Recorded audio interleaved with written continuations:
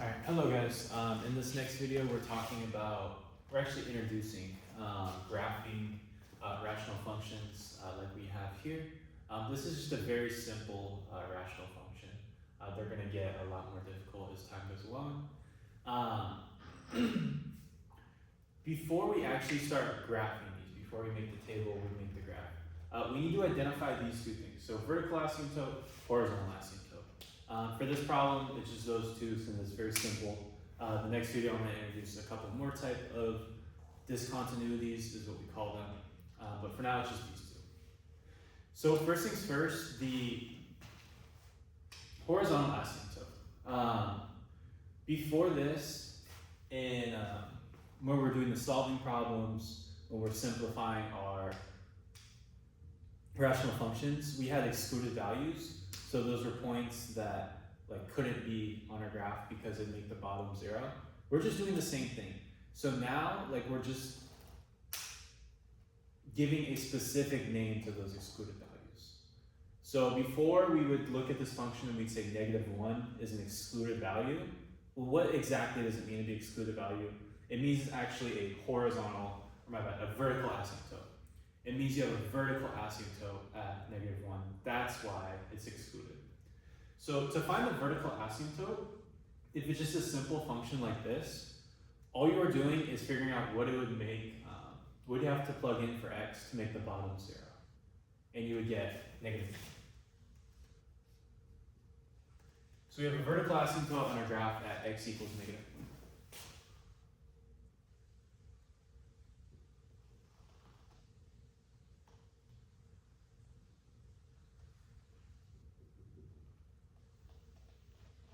Next, to find the horizontal asymptote for these functions, so I'm going to give you guys a little step-by-step sheet in class, but just for now in this video, the horizontal asymptote, before you can kind of solve for it, there's different types of cases, and you need to look at the degree of the numerator and compare it to the degree of the denominator.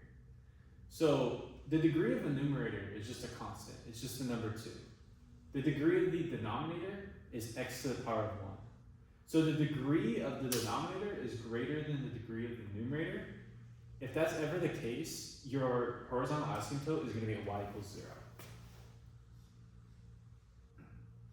And then if they're the same degree, so let's say this was 2x, and they'd be the same degree, then it'd be a different case for finding the horizontal asymptote, which we're going to get into next video.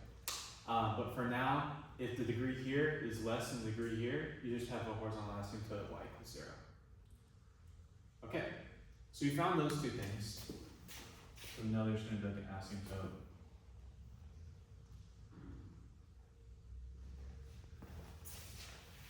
Now we need to make our chart. So what I recommend is you look at your vertical asymptote, and you take 3 numbers to the left of it and 3 numbers to the right of it. So I'm going to take -4, -3, -2 as my 3 to the left, and then for the 3 to the right, I'll do 0, 1, and 2. You can do more points, you can do less points, I don't really care, it's up to you. So let's plug these in now. 2 over, we plug in -4, that gives us -2 over 3, -3 gives us -2 over 2, which is just -1. -2 gives us 2 over -1, which is -2.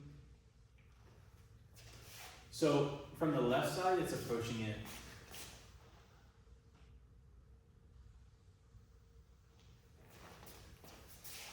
It's because, I also forgot to say, you're kind of getting 2 separate graphs.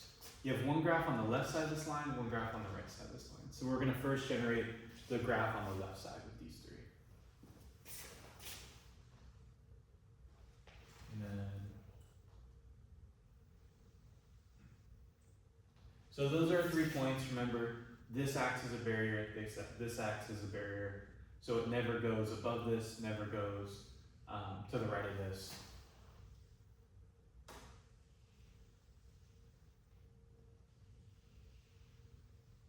So your graph's going to look something like that from the left side. And then from the right side, we got 0, 1, and 2. Let's plug those in. We get 2.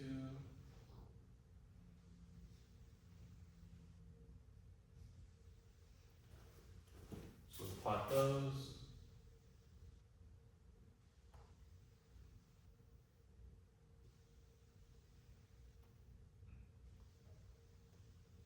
And then now we know that it never goes beneath this line, and it never goes to the left of this line.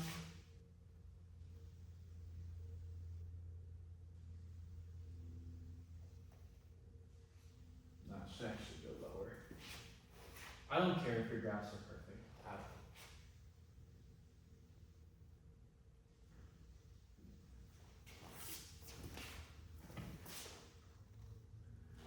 Okay, so that's what our graph should look like. Not too challenging at this point, I don't think.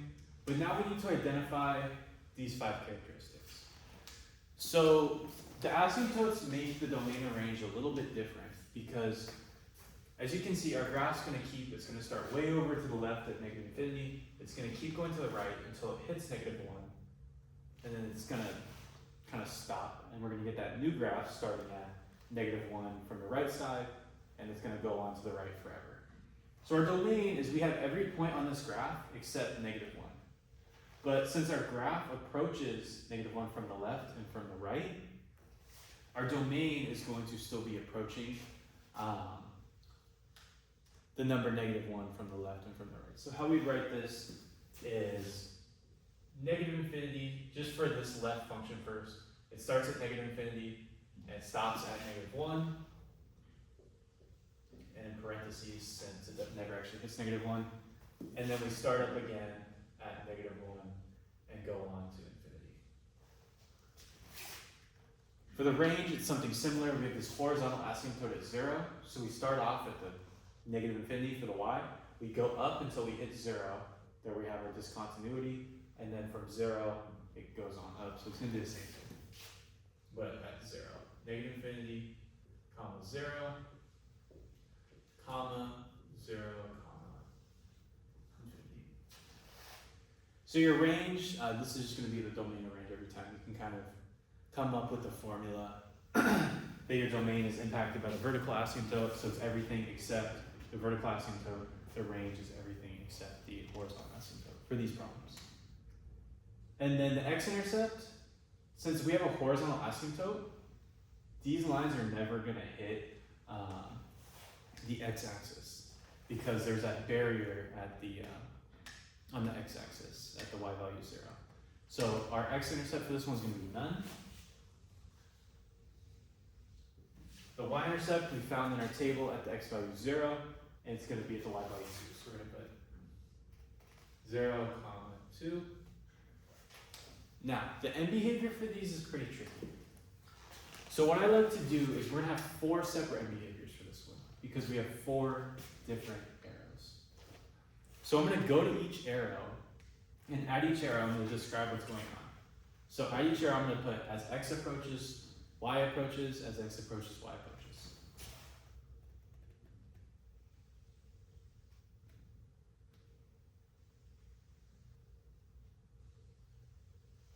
So for this first one, where is x going? If this arrow just kept on going to the left forever, where would x be going?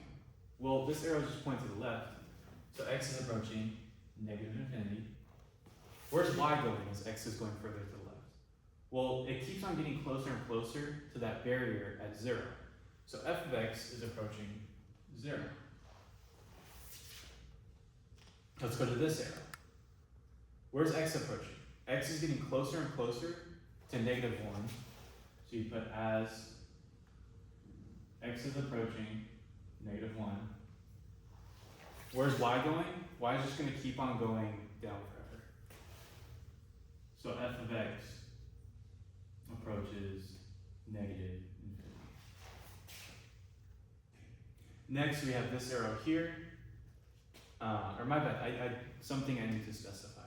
So x is approaching negative 1, but it's approaching negative 1 from the left side. So we're approaching negative 1 here, and we're approaching negative 1 here. You need to kind of specify from what direction. So as x is approaching -1 from the negative side, can you put that negative sign there to kind of say that you're coming from the left side? Whereas this one,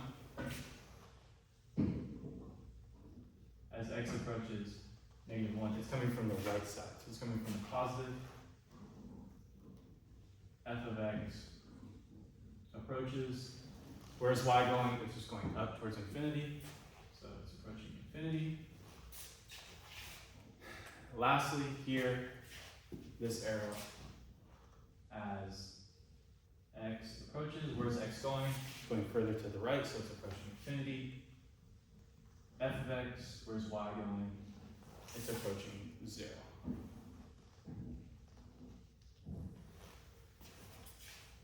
So you wrote all 4 of these.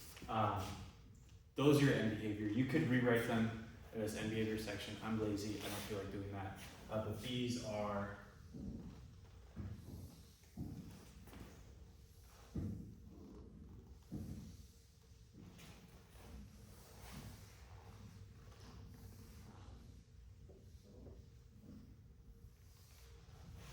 our end behaviors. Yeah, I know it's kind of a lot, but good news, it's going to get even more complex after this. This is the easy example.